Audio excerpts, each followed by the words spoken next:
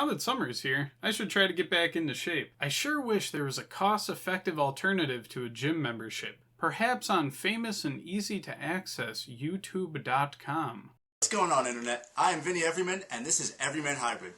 We're here to show you that you don't need those ridiculously expensive gym passes and harsh regimens to maintain a healthier, happier lifestyle.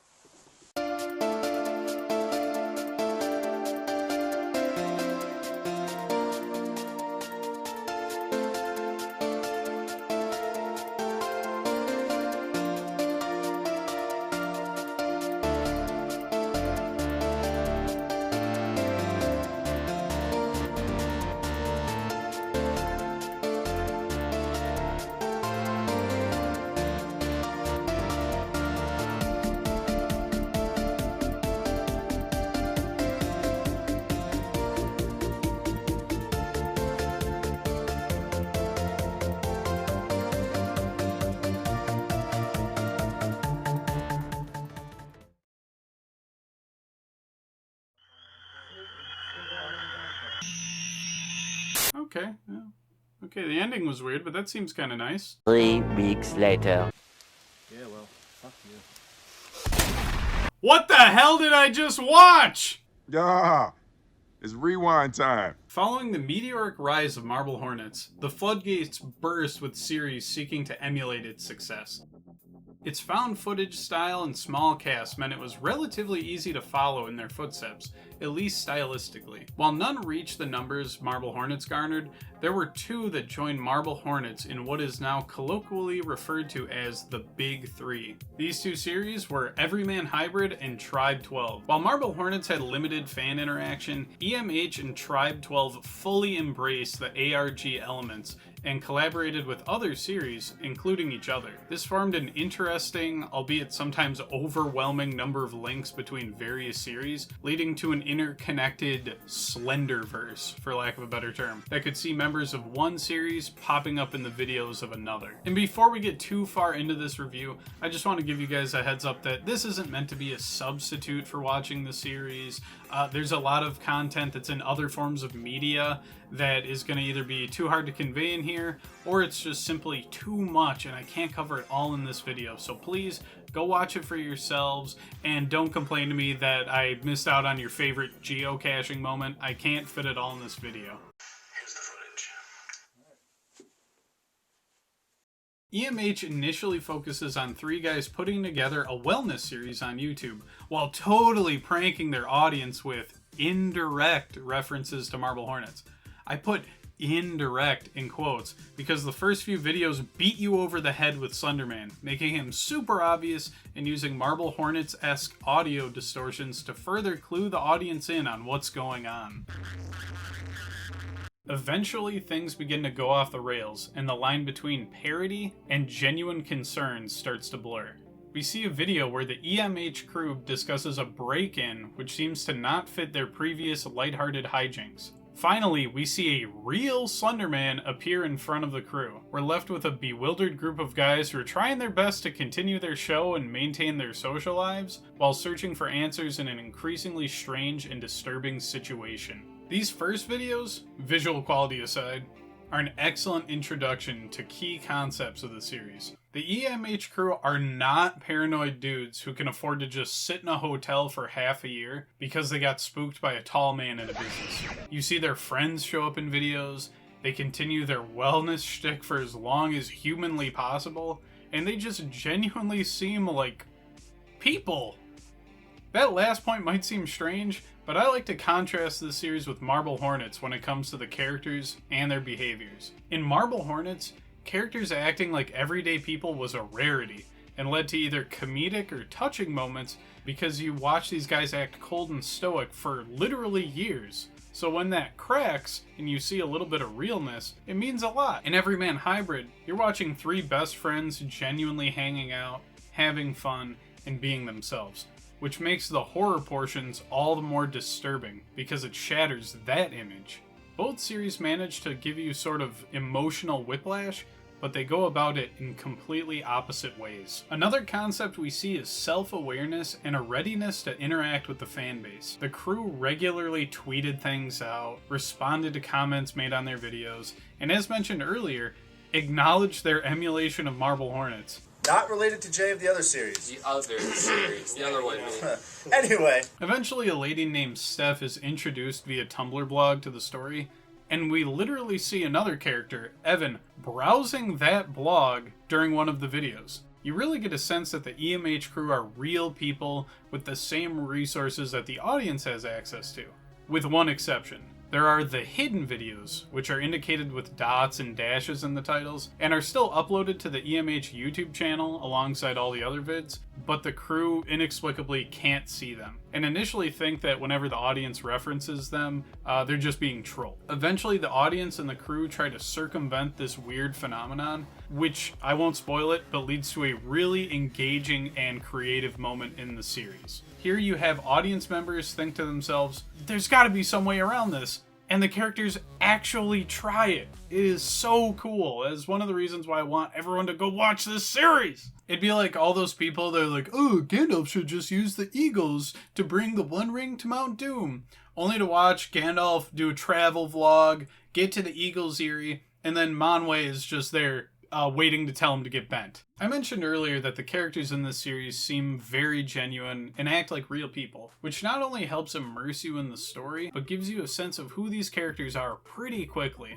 Within just their first few vids, we can glean some defining character traits from our three main characters. In both the wellness videos and the, unscripted stuff, Vinny is earnest, pretty level-headed, and tries to take everything into account before taking action. Evan is more impulsive, and he's the fun-loving member of the group who quickly demonstrates an affinity for nerd t-shirts and knives. Just lots of knives. Jeff doesn't appear on camera as much initially, since he is literally their cameraman, but he makes more appearances and becomes an active user on the group's Twitter account. Jeff comes off as soft-spoken when he is on camera, and he's a pretty chill guy that just wants to keep everyone safe during all the weirdness. However, at times his emotions do get the better of him, and he makes impulsive decisions. This is a big misunderstanding. Look, we were in here because, wow, holy shit! Although not as impulsive as Evan's. Oh, dude. Eventually, we come into contact with Steph, the young lady with the blog that I mentioned earlier, and we get a better sense for her character too. Without trying to sound too cliche, she's very much a loner with a troubled past, and she wants to keep that past from impacting anyone else. She keeps the EMH crew at a distance, even when people begin to connect the dots that Jeff's girlfriend Jessa is the same Jessa that Steph has mentioned as being one of her only friends. The crew is further tied to Steph when she and the boys both begin receiving letters with coordinates partially listed on them. Put the coordinates together and ta-da! It's a really creepy box with spooky pictures of the crew on it. Combined with the Ustreams the crew puts on during this time period, Steph's blog, there is a lot of engagement with the audience, a lot to chew on, and a lot of places to look for answers. I like to refer to this portion of the story as the Escalation. We've firmly introduced the protagonist. Now it's time to bring in what makes the series so unique. This is honestly the point where the audience engagement was really high, but as someone revisiting the series and attempting to piece together everything afterwards, oh my god. You have the regular EMH channel, Steph's blog, geocaching boxes, the Ustreams, Jeff's brother Alex begins to make a YouTube channel. Oh, this wristband giveaway? You thought it was just for EMH merch? Wrong, idiot. This was actually a very clever way to get addresses of fans so that they could get letters in-game sent to them. The first letter dates back to 1981, penned by one Dr. Korenthal, who appeared to be working with a group of 4 children who had succumbed to something. 3 of the 4 children share names with the EMH crew, with the 4th being redacted. The Dr. Korenthal plotline continues to develop through letters and archived documents, and later on, metaphysical weird flashbacks begin to happen, with the Doctor showing up in the flesh. Kind of? You got all that? Lots of avenues from which to get information, and we're having a lot of connections made between characters through all these different mediums. And if you don't have it all, that's too bad, because we also have 2 more villains coming into the picture. By the time we're quote-unquote escalating, Slenderman has been menacing the crew for a while. They've been stalked, Their sense of time and space has been warped. Creepy plastic bags with questionable contents have been found in the woods. Steph's tragic backstory is linked to him, and eventually Jessa disappears. However, through letters involving one Linny, as well as new attacks on Alex, indicate that there's another force at work. The Rake. The Rake is that weird dude that got famous for crawling around in that creepy trail cam picture. You've seen him before. More importantly, he's a creepypasta character that would appear to people, typically at the foot of their bed in the middle of the night, and either viciously attack or whisper ominously to you. EMH's portrayal of the Rake seems far more focused on the bestial aspects at first. The Rake's victims display deep cuts or are found viciously mauled. But later on, we get hints that there is more to the Rake than just a mindless killing machine. We also start to get whispers of someone named Habit in letters and in some of the geocaching boxes that the viewers find, and the name starts to crop up on the crew's Twitter page as well. During the escalation period, the stakes are clearly raised, and we see the characters actively trying to find answers, rather than just being passive observers of the forces around them. However, in following the breadcrumbs so aggressively, we get a dead body, Alex's room taken over, Evan trying to hit Slenderman with a bat, the crew trying to hit Slenderman with a car, Steph getting hit with institutionalization, Sparky killed, Jessa goes missing, and a Twitter fight between Habit and Slenderman. Ah, there's that Habit guy again. Like a T-Rex in your rearview mirror, he is closer and more dangerous than you think. Mostly a digital presence at first, Habit flaunts around social media taunting the crew with crass language, irreverence towards sensitive subjects, and violent threats. He eventually organizes what is known as the 7 Trials of Habit, which allows fans to join teams, known as Warrens, that compete against one another in challenges. The Warrens are named after breeds of rabbit, and the challenges are tasks that include public humiliation and the destruction of relationships or precious belongings. Your reward for participation? The opportunity to have some plot-relevant information dropped into your lap. The trials were a way to engage fans, actively involve some of them in the plot, and generate content for fellow participants to watch, as many challenges required video proof. Habit takes over Steph's blog, well, she wasn't using it anyway, and forces his victims to write of Habit's exploits. It's through the people Habit is tormenting that we learn that he can possess people's bodies. While in control, he displays superhuman levels of strength, durability, and aggression. These accounts range from incredibly disturbing and actually sickening to downright over the top and ridiculous. Slenderman is occasionally present in these accounts, acting as a sort of numbing presence for Habit's victims. Their relationship isn't really clear. At points it seems adversarial, while at others it's almost symbiotic. What relationship is becoming increasingly clear is the link between Evan and Habit. It's no coincidence that around the time that we learn of a body-hopping, psychotic killing machine, Evan starts to show signs of eccentricity, a greater love for implements of violence, and he straight up starts talking to himself. Let's talk about these old fishes. Evan? Yeah? Jeff? What's going on, man? Hey, man. How you doing? I didn't see you there. I was just talking out loud. More people around the crew begin dying, isolating them and cutting off potential allies they might have. Just a heads up, anyone that becomes romantically interested in the EMH crew seems destined to go missing. It becomes apparent that the crew might not entirely trust one another 100%, but they continue to look for answers. They are assisted in this endeavor with occasional contact with Noah from Tribe 12, the other member of the Big Three, as well as smaller series like Dark Harvest, M.L. Anderson, and Seeking Truth, all of which I haven't watched, and I'm sure some references or plot points just went way over my head. Anyway, the story wildly oscillates in tension and tone during this time. We have a Christmas video where everyone's trying to put on a happy front, and we find out Steph is pregnant with Evan's child? And soon afterward we get a video of the Rake getting pushed out of a window, but not before it viciously killed the crew's friend Jessie and tried to lure them in with her dead body. In this particular instance, we can really see Vinny and Evan exhibiting either the consequences of their constant stress or the influences of the supernatural.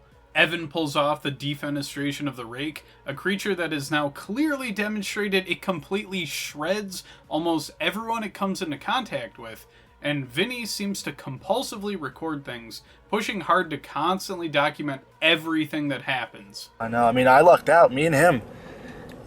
Me especially. He only got me once. Could you imagine what he did to Jesse? Jeff is obviously suffering from the loss of Jessa and later his brother Alex, and at this point, various hidden footage clips have shown him passed out with pills nearby. Despite the clear mental anguish he's going through, and going AWOL to look for answers in the past, Jeff appears to be the most transparent and earnest in his search for answers. Right when it appears Jeff has a solid lead, he's instead ambushed by Evan, or should I say Habit, who's in full murder mode. We can call this part of the story the downward spiral. Hope for escaping this unscathed is gone, as many secondary characters have been brutally murdered, and the crew have endured intense psychological and physical trauma. Increasingly, it's just gonna feel like the crew, and by extension the audience, are strapped into Mr. Habit's wild ride, and all we can hope is that somebody unplugs the damn power. Our narrative is split temporarily between following Vinny and his search for answers as to what the hell is going on, and Habit Evan, who uploads disturbing videos of home invasion, torture, and murder. During this killing spree, a possessed Evan murders Jeff, Steph, Daniel. What the fuck's going on? What the fuck? I know, I was gonna warn you about that. And his own child. He also eats a non-zero number of people. Be sure to like the video, subscribe, and comment who do you think Evan ate. Eventually, Evan shakes off the possession and he and Vin reunite. This is short-lived, however, when they voluntarily let Habit possess Evan again while in search of answers. This leads to possibly the worst buddy cop duo I've ever seen. Vinny is at the mercy of Habit, who dangles clues right in front of Vinny's face and forces Vin to be an accomplice to murder and is overall just a horrible roommate. Yet Vin appears to be useful in some way to Habit, and Habit just can't bring himself to kill Vinny. The horror in this part of the story stems less from the monsters like the Rake or Slenderman's appearance, but from the abuse Vinny endures and his inability to escape. We see several times that Vinny can't leave wherever he's placed.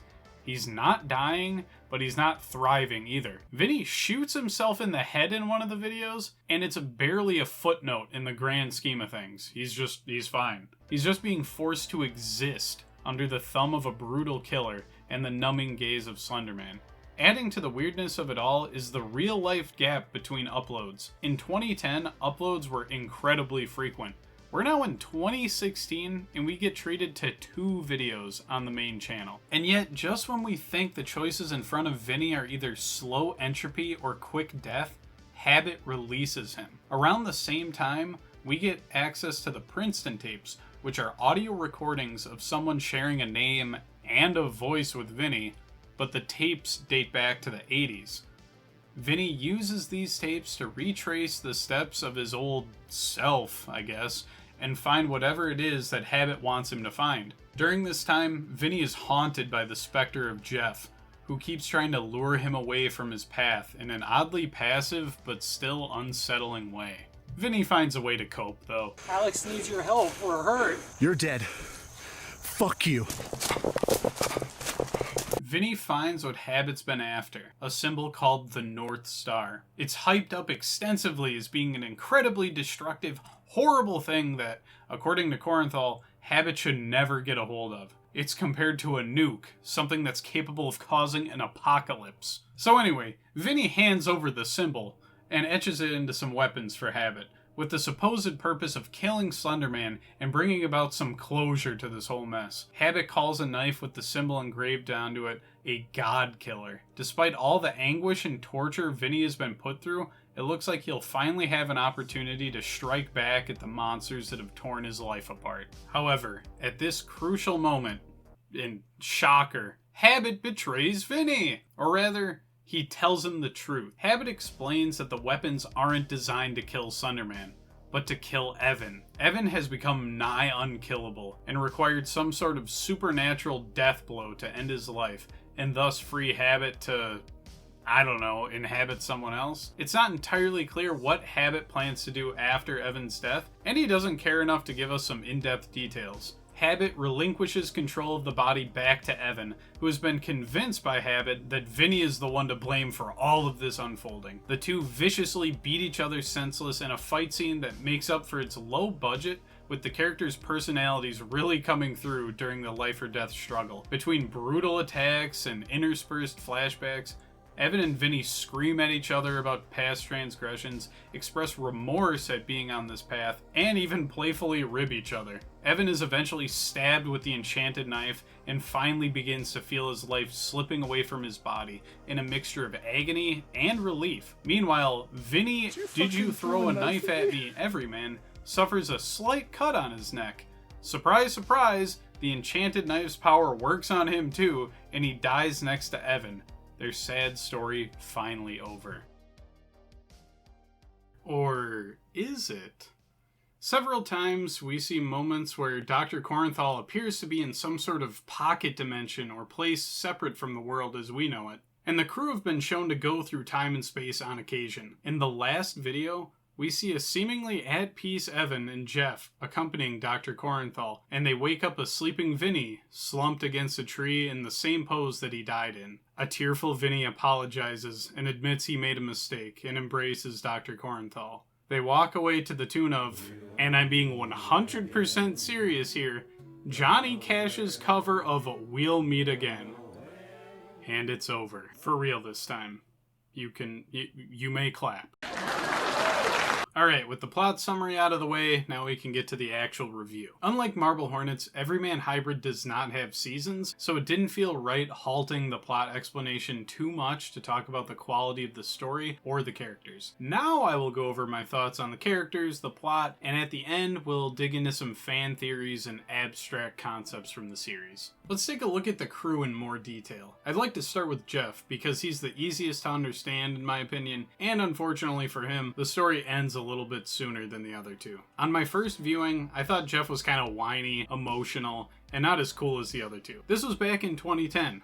I was legally a child. Take my opinion and throw it in the trash. Yes, at times during the story, Jeff lets his emotions get the better of him, but that's because he's, I don't know, a young man facing unbelievable circumstances? Before the series even begins in 2010, we know his parents are both dead and he's been looking after his brother ever since. It makes sense that when people start going missing and his friends come under psychological assault, Jeff acts to protect his friends, even if doing so puts him in harm's way. As the story continues on, you can see Jeff becomes more apathetic, or at least his mind is preoccupied, and begins to show signs of cracking. He wants the cameras off, and for the audience to stop watching the channel. Even worse, he is completely oblivious to his brother being attacked by the Rake.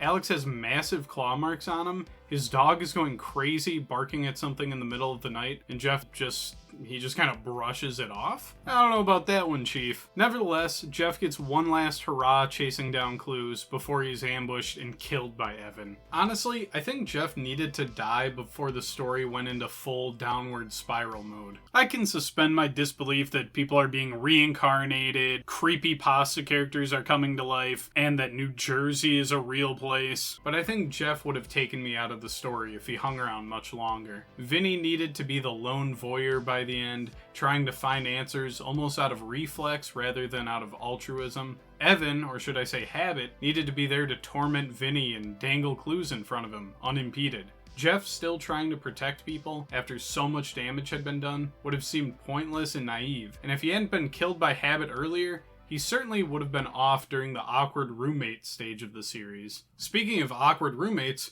Vinny! Vinny starts off really likable, he comes off as a natural leader, and oh man, I just love Vinny. He's the character I gravitated towards the most upon my first viewing, and he's a nice change of pace from the sullen personalities that you usually see in Slender-based media. However, he still maintains the role of voyeur, comparable to that of Jay in Marble Hornets. He feels detached from the action most of the time, hiding behind the camera and compulsively filming the events as they unfold.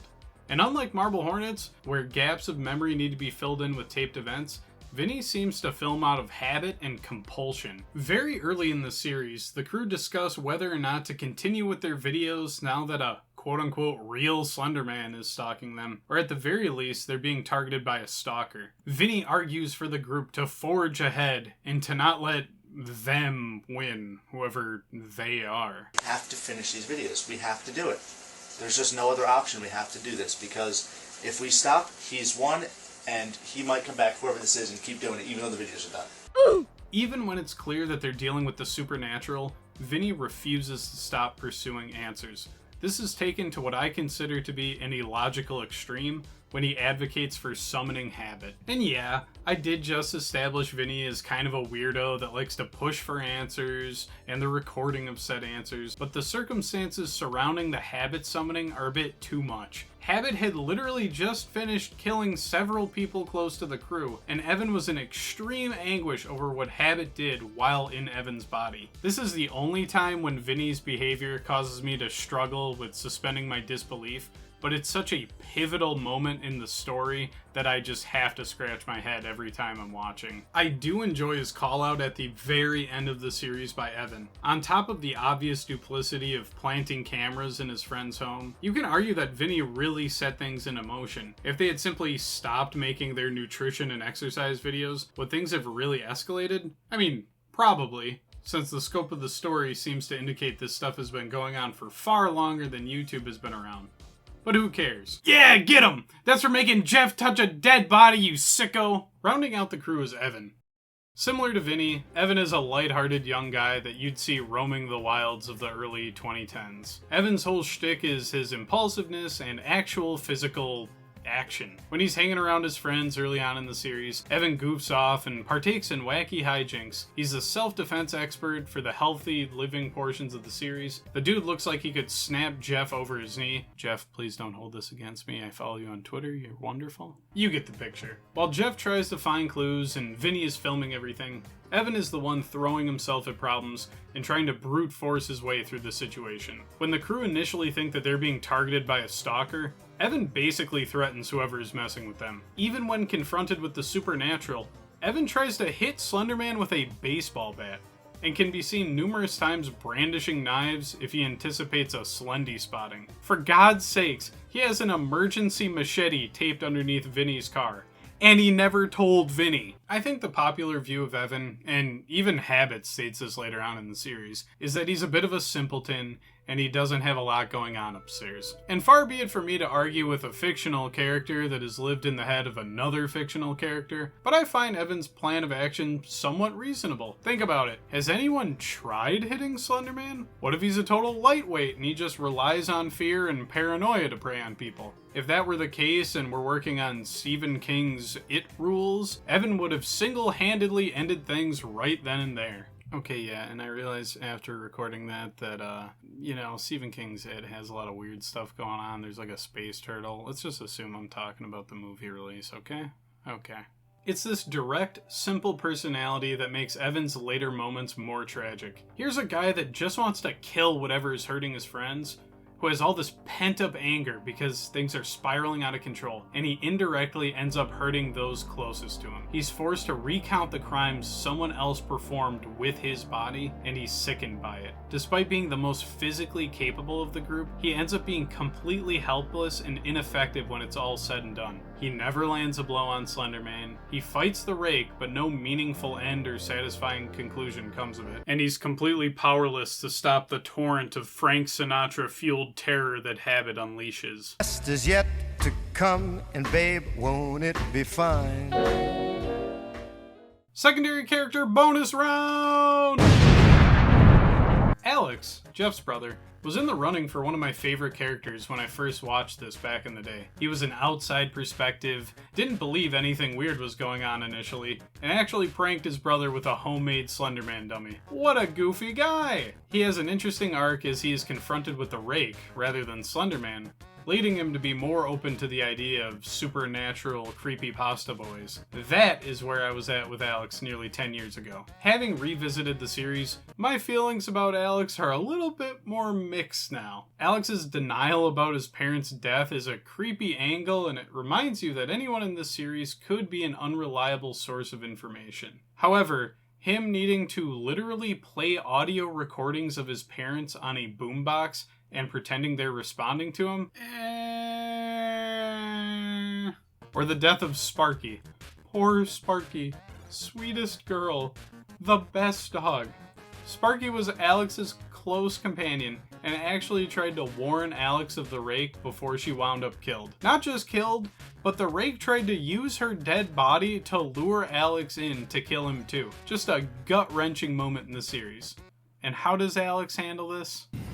Al, Yeah. what's that? Sparky.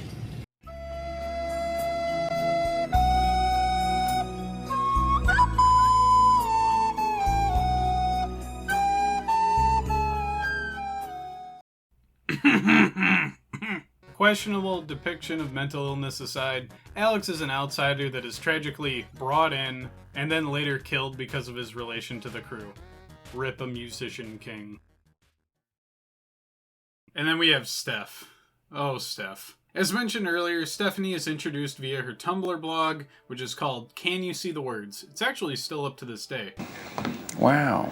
Where she is depicted as an antisocial artist with a troubled past. Initially, she's pretty anti-EMH, and she doesn't like them joking about Slenderman, considering we find out he killed her whole family. It's also hinted that she was with another group prior to meeting up with the EMH guys, and they got killed as well. So, understandable, she doesn't want to joke about him. Her incarceration as a result of Jeff's actions doesn't exactly endear the guys to Steph, but they eventually get her free, and she starts living in Evan's basement. From this point forward, Steph is just kind of a background character, serving as Evan's love interest until she has Babby and is killed. This bummed me out because I thought Steph would become a fully fledged member of the crew. She's just not on camera enough. I'm having difficulty even finding clips of Steph to put in this video. It's revealed that she's the fourth of the children that Korenthal adopted. Theoretically, she should be as significant to the plot as the other crew members. She obviously opens up more to the crew as she spends more time with them, and her Tumblr blog actually contains some anecdotes from her time spent with them, showing that she's, like, spending time with people again. I suppose I just wanted to see that arc play out more on video, but I understand that her blog served as its own cool medium through which fans could interact with an important figure in the story. Jessa and Jesse are two pretty minor characters that just kind of move the plot along and then they poof away. Jessa is introduced as Jeff's girlfriend, and as we later learn, Steph's only friend in the area, serving as a connector between the two. Jessa goes missing, causing Jeff to go on his solo sneak mission, uncovering information about Dr. Korenthal. We later listen to a voicemail where a terrified Jessa realizes she's being hunted by Slenderman, and that's the last we hear of her. Jessie serves as another link between Korenthal and the group. She's Korenthal's great niece or something. They actually have to retcon it and change her relation to him, so I'm not entirely sure. She just happens to also be friends with a group plagued by the Creepypasta Brigade. Coincidence? I think not! Once Jessie has all the relevant plot points wrung out of her, the Rake pays her a visit and she is promptly game ended. It's kind of a bummer that the ladies of EMH don't get more screen time or development. I especially like Steph's potential since she seemed to have closer ties to Slenderman than the rest of the crew, as well as her own distinct way of communicating with the audience. Jessie had a little bit more screen time, but her character seemed to hinge more on her connection to Korenthal rather than her own agency. Speaking of Korenthal, Dr. Korenthal feels like a force or an undercurrent throughout the story. A benevolent but distant guardian that can lend a tiny bit of aid to the crew if they're in the right place at the right time. He's a fascinating counterbalance to the much more common antagonistic forces floating around, yet he is not overwhelmingly powerful. And he even acknowledges that he can only help delay or escape the forces that pursue the crew. There's a bit of a disconnect between Korenthal's writing and his on-camera performance though. The dude is like pure ham and cheese on camera. Slick hair, leather jacket, and special effects. I'll tell you, when they come for me, they don't have to make an appointment because the doctor, he's in.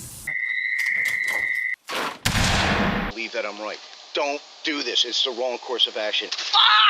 Plus, he's played by Evan's dad and serves as a surrogate father to basically everyone he meets. Slenderman, the Rake, and Habit are being directly opposed by BDE. Big Dad Energy. There's some interesting theories swirling around about Dr. Korenthal, and we'll touch on those a little bit later on, but now I want to shift gears to the antagonists of our story. We'll go in order of appearance, starting with the OG, Slenderman. In the Everymanhybrid interpretation, Slenderman has many of the same characteristics that we've seen in Marble Hornets.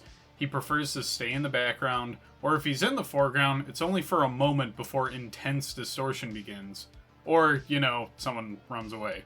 There's plenty of spatial distortion and teleportation that occurs around him, giving you the wonderful possibility that he could be behind any corner or window. The association with floods and water imagery is there as well. EMH does tweak or add a few things to the Slender mythos, though. Slender sickness got way more aggressive. Remember Tim's old coughing fits? Screw that. You're gonna start coughing up blood immediately. Or if blood isn't your thing, you can chip in an extra $4.99 and upgrade to miscellaneous Slendy Slime. Shit. Regardless of what people are coughing up, Slenderman debilitates people pretty fast. Slenderman himself appears a bit more aggressive too. Instead of just mysteriously disappearing people, he occasionally has them blended up into a slurry and placed into garbage bags hanging from trees. This is horrific, gross, and I 100% approve. Although I wonder what brand Slenderman uses. Do you think he gets heavy-duty stuff from Menards, or he just shops local? You'll save big money when you shop Menards. As for Slenderman's motivations, I don't actually know what he's doing, or if we're ever supposed to know exactly what he's up to. Initially, he's introduced as having been summoned by the group referencing Marble Hornets a little too much in their videos. However, later we learn that Slenderman has been active way longer than initially thought, predating Marble Hornets, Something Awful, and YouTube. We get accounts of him taking people away, specifically children, during some of Habit's tales. As mentioned earlier, Slenderman seems to numb people's pain and keep them alive longer than perhaps they should be. He's a distant, clinical figure that doesn't directly intervene, and his motives are never clear. Hell, his alignment isn't clear. He kills Jessa, appears to protect the crew from the Rake, worked with Habit in the past, Habit implies that he will fight Slenderman over who gets the crew, and he has his identity stolen by Daniel, the real villain of the story. I personally believe that Slenderman claims people for some unknowable purpose, and during this time he'll torture his victims, but also try to shield them from others that might try to interrupt their quality time together. This would explain why he protects the crew from the Rake, has tension but no outright hostilities with Habit, and stalks the crew. It's almost like he's keeping tabs on them. I think EMH uses Slenderman to make some truly creepy and terrifying moments, and he remains present throughout the series, always reminding us that he can be anywhere at any time, or that any of the characters can be flung anywhere, at any moment, at his mercy. However, he takes a big narrative backseat to Habit. The Rake crawls onto the scene early on in the series, although not impressively. Remember those pictures I showed you of the Rake about 20 minutes ago? No? Alright, well pay attention. They were pretty creepy, right? Its first appearance in EMH is... it looks like a guy crawling through the woods in a morph suit. While this initial appearance didn't inspire fear, EMH gets better at utilizing the Rake by ditching direct appearances. Instead of seeing it, you hear it growling in Alex's closet. You see the aftermath of it tearing up a room.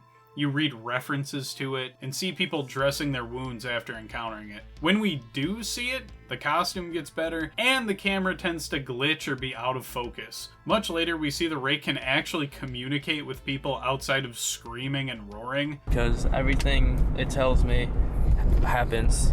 And he talks to you. Like, he told me exactly what he did to Jesse. It delivers prophetic messages to Alex, and we can actually hear it speaking in the Princeton tapes. Just checking in to watch over you, Vinny.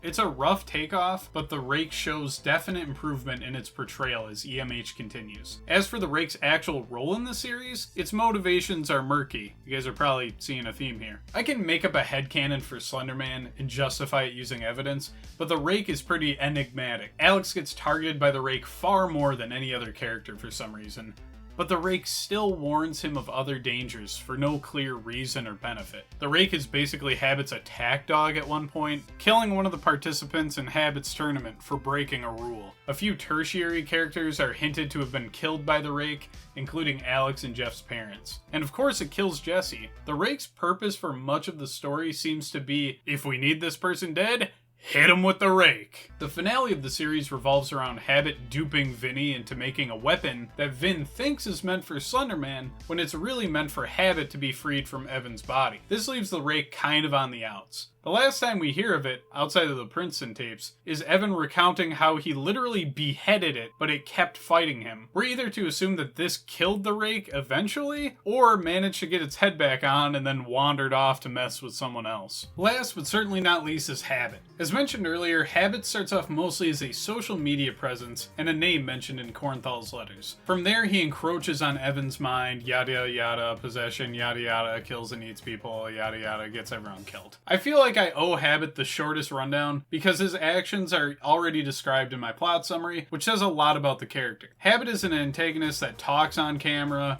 actually does things on camera, and directs other characters towards new plot points. He's invaluable to moving things along since Slenderman remains incredibly cryptic, and the Rake only talks to people that he nearly bleeds dry. Of all the villains, I feel the most conflicted about Habit. On one hand, I just explained how pivotal he is to the plot. In a series where you have inhuman, hard-to-comprehend horrors as the main antagonizing force, you need something a little more grounded so you're not completely without a goal or guidance. On the other hand, Habit indisputably becomes the focus of the series, so for the Slender Stands and the Rakeheads, this can be a real bummer as their faves get pushed out of the limelight. Evan's portrayal of Habit is really good though. I went back and forth on this for a while. I think there are moments when Habit comes off as a little too XD random, or does that stupid thing with his arms that he thinks looks really cool. But as a demon thingy that's hell-bent on causing suffering for his own amusement, it kind of makes sense that he'd be a bit of an edgelord and not really care how others perceive him. The mood whiplash between the horrible acts committed by Habit and the hilarious scenes with him can be a little bit much at times, but that's because he can do both pretty effectively. The "f*** you" speech between him and Jeff is a personal favorite of mine, while the infamous ketchup scene, as much as I want to hate it and call it out of place, makes me smile every time. As someone who loves to joke about OCs and rip on them, it is high praise that I not only tolerate Habit, but consider him a central part of the story, and something that the EMH boys should be proud of. But next time, please give a bit more screen time to Skinny Guy and the Shovel. Now, if you're anything like me, you enjoy numbing your brain while on the internet, and you don't want to think too much about anything. However, I'm currently being served a legal notice from Jeffrey Koval that if I don't talk about the more intellectually stimulating aspects of EMH, he's gonna sue me over my previous comments about Evan snapping him in half. Theory time! Perhaps the biggest theory in EMH is the iteration theory, which at this point is almost surely canon. It's actually really interesting and has tons of evidence to back it up at this point, and I'll give you the skinny. The basic premise is that there are at least a couple versions of the EMH crew that have existed throughout history, possibly simultaneously, and that they are stuck in a cycle of being targeted by Slenderman and company. This would explain the children under Kornthal's care having the exact same names as the crew and Steph, and why there's an identical Vinny farting around in the 80s at Princeton. Married to this theory are a bunch of other attached or sub-theories. How do they escape the cycle? Is anyone trying to help them escape? Is Kornthal himself an iteration of one of the crew members? It's a really fun idea to explore, and I think EMH does a good job leaving a trail of breadcrumbs for people to follow. Another puzzling question that opens itself to theorizing is the cameraman. No, not him. What is the thing that seems to creep people out, but not enough to cause them to run away while it films them? It seems to be an assistant to Habit during most appearances, but it's also seen filming the crew on its own, and we have an unknown cameraman following Kornthal around. Since Kornthal is literally everyone's dad, I trust his judgment that he wouldn't allow something evil near him, but it's such an odd question that never really gets answered. Finally, I hinted at this theory earlier, but it's one that I'm kind of hesitant to bring to the forefront. As far as I know, no one else has put this one forward. You see, there's this video called Next, which was taken down from the Everymanhybrid channel due to copyright issues, or so they say.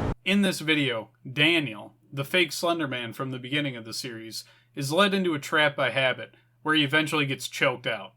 Or so they say.